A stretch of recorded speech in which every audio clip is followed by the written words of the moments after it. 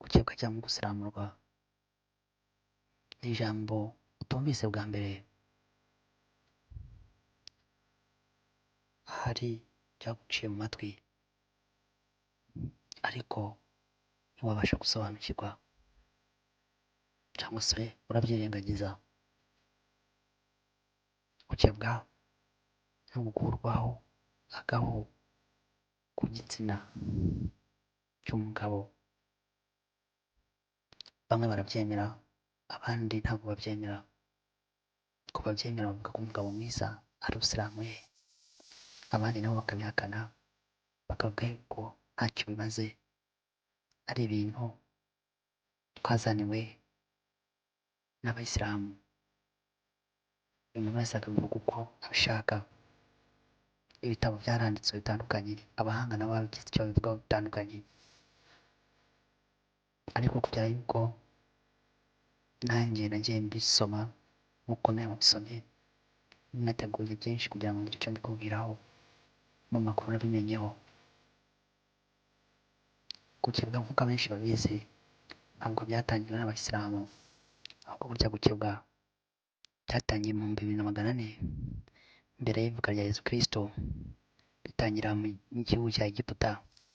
Igihugu cyari giteye imbere mu bijyanye n'ubuganga n'umuco ndetse n'ibindi bintu byose bitandukanye. Ubuhangange bw'icyo gihugu byakomereje mu Baheburayo biyita ubwoko bw'Imana, ubwoko bwatoranyijwe. Aba bakavuga ko gukebwa ari ikimenyetso kigaragaza yuko ari abana b'Imana. Ibi biri mu itangiriro ku bemera Bibiliya.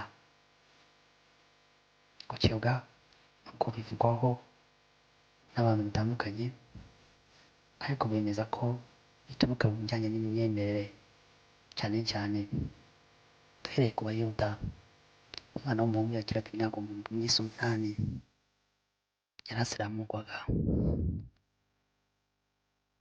bikagaragaza yuko ari umugabo w'Umuyuda koko. Ibyo bivuze yuko mu Bayuda uwo muco ukomeje gukurikizwa ugendera ku myemerere yabo, kuko ibyo byari nk'itegeko rikomeye kuri bo. Ku Bayisilamu bagendeye ku ntumwa y'Imana Muhammad nk'uko babyemera, kuko bavuga yuko uyu nawe yakoreshaga uwo mugenzo nk'uko yagiye abivuga, nabo barawuziririza. Urumva yuko gukebwa ari ibintu byatejwe imbere cyane n'iyobokamana. Gukebwa byagiye bikwirakwira ku isi yose, biva muri ibyo bihugu by'Abarabu, muri ibyo bihugu by'Abayuda, biragenda bikwirakwira Amerika, biragenda bigera muri Australia, bigera mu Burayi ndetse bigera muri Afurika. Ubwo bivuze ko n'u Rwanda rurimo n'ibindi bihugu bivuga Ikinyarwanda biri munsi y'ubutayu bwa Sahara.